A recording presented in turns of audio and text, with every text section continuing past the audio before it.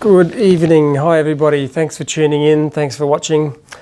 David Johnson here from the Functional Movement Training Centre, City Coast Neurosurgery, and the all new Back Pain Centre, all under the one roof here at the St Andrews War Memorial Hospital, Spring Hill, Brisbane.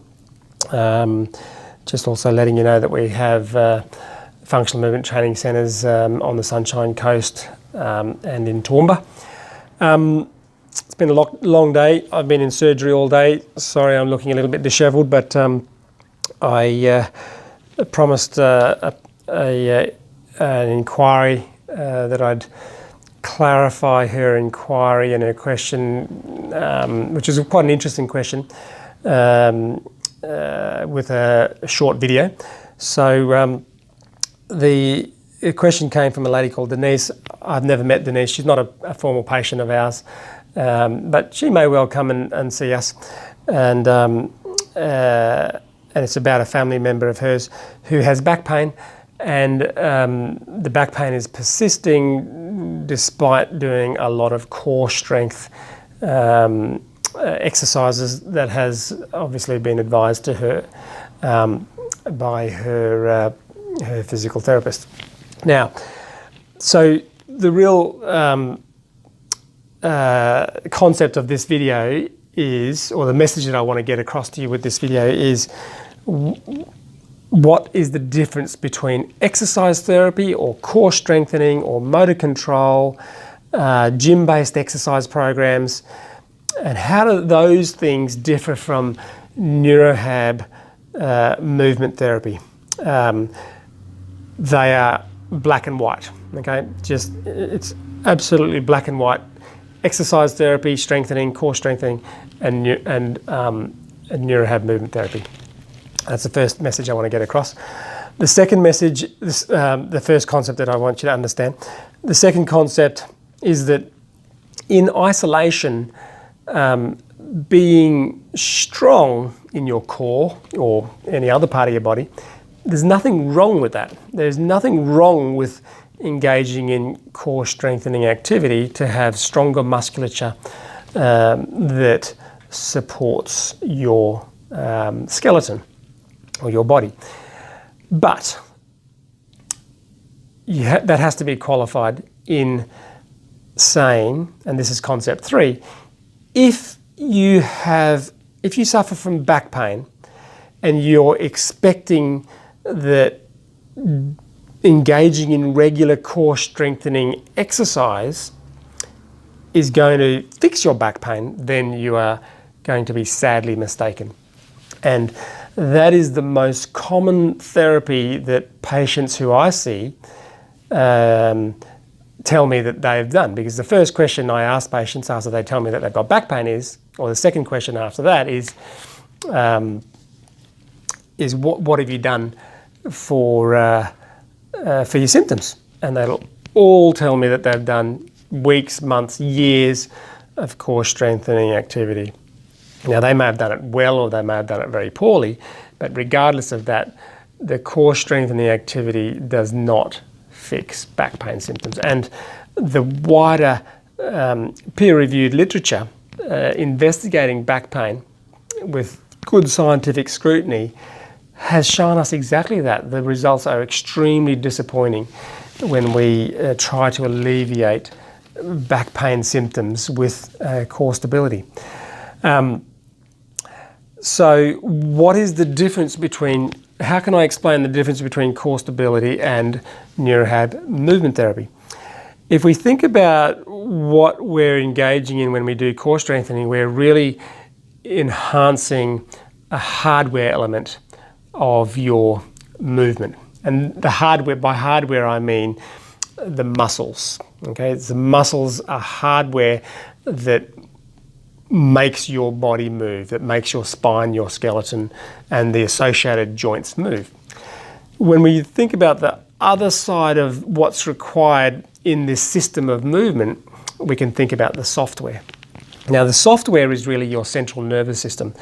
The central nervous system is what governs, or if it is what sends out the signal to those muscles to action that hardware movement. And by focusing on strengthening, we're really only just making those muscles stronger. Neurohab, and why we use the term neurohab, is because it is a software focus. We are focusing on the nervous system, which is up here in our brain and our spinal cord, which emits what we call motor patterns that control the way those muscles will actually do their work. And you can now start to see that if I have a patient that has back pain and they're moving badly, all that's going to happen if I focus on strengthening is, by the end of the program, I've now got a patient who's stronger, they're still moving badly, and they'll still have back pain. Okay. Whereas if I say, all right, you've got quite adequate strength to do what you need to do. You didn't come here to see me to make you stronger.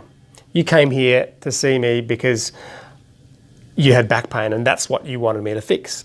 So now if I forget about the strength component, because the patient didn't come to see us to make them stronger.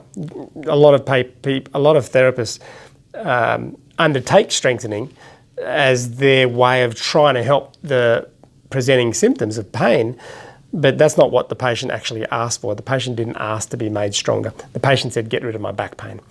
So if we forget about the strength component and just go, all right, well, what's left is what is the quality of movement? And if patients' movement quality is very poor, and we focus all of our attention on this poor movement quality with neurohab, which is exactly what neurohab is about. It's about active development and progressive acquisition of a movement skill. Then now we have a patient after an 8-week or a 6-week program. We now have a patient who's adequately strong. They're moving well. And guess what that does? When you move well, you then don't have the back pain symptoms anymore. Okay. That patient, because we haven't really focused on their strength, it doesn't mean that they're going to suddenly have this incredible athleticism, but they're not going to have pain. All right. Now, concept 4, I think I'm up to 4, is that if that patient does continue to move well, as default movement patterns in their activities of daily living, and that's what I refer to as the sport of life. It's a very, very important sport to be good at because everyone is actively participating in that, whether you like it or not. You're participating in the sport of life, so you should be good at it if you want to avoid musculoskeletal pain. Guess what happens to their core strength? It will unavoidably get better. And we haven't even targeted core strength as our goal. We've targeted movement proficiency as our goal. And by targeting movement proficiency, we not only get rid of their back pain, but we will develop strength in time as they continue to move well. Whereas if we do it the other way around and we go, no, you need to get stronger and exercise to get rid of your back pain.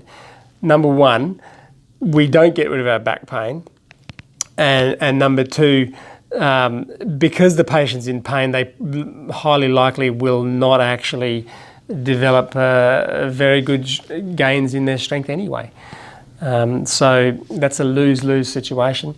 And if we focus on nervous system rehabilitation, neurohab, improving our motor patterns here, which is a skill acquisition, then we enter this win-win situation. Slowly you'll develop strength, but that's not the goal. That's not the direct goal. It's a consequence of moving well. But the most important thing is you get rid of your back pain. And that's why people come to see us, is because they want to get rid of their back pain. So I hope that clarifies the difference between exercise therapy and neurohab movement proficiency therapy.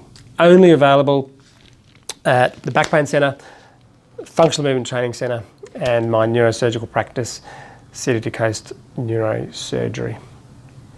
All right, night night, folks.